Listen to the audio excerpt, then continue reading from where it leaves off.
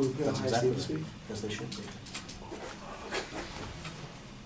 All right, good day, ladies and gentlemen. So America is the opportunity of the land and the free.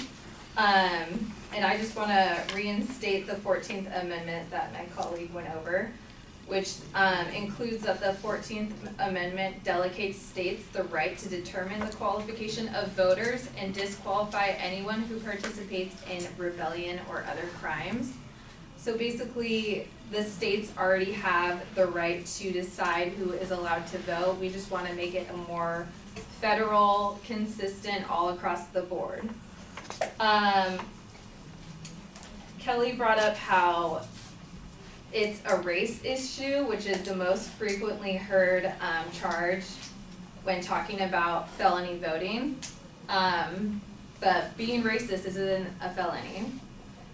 In fact, the top 20 felonies in the United States are drug abuse, property crimes such as burglary, theft, driving under the influence, assault, rape, fraud, and then domestic violence. I feel like the negative side to this always tries to use race as a ploy for this, because not all women or minorities are felons, and the issue for this topic is felons.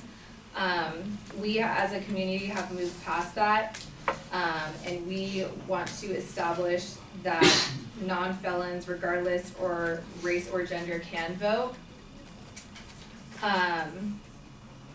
So according to Edward Feeser in an article from the City Journal called "Should Felons Vote?", the most frequently excuse is that if we don't let felons vote, it's racist, because there's a disproportionate amount of blacks in the prison population.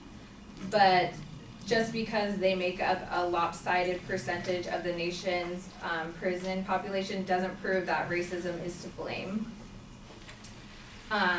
In fact, it depends on the crime that you are committed. It doesn't matter the color of your skin.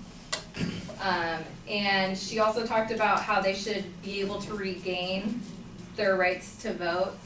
But in an article by the Daily Leader, in many cases, when you think about it, victims don't ever regain what they've lost from the crimes that have been committed on them. So is it fair that felons are allowed to regain their vote to their right to vote is to be regained if felons or victims don't even get back what they lost in the crime? And also, in an article by crimenet.com, an estimated 2/3 of 400,000 prisoners released in 30 states were arrested for a new crime within 3 years of release from prison, and 77% were arrested within 5 years of being released. So they state that once they get out of jail, they're already rehabilitated.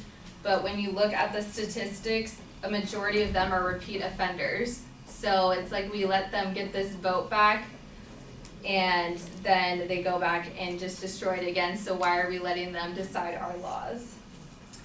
And felonies are the most serious types of crimes, so it's not just stealing candy from the store.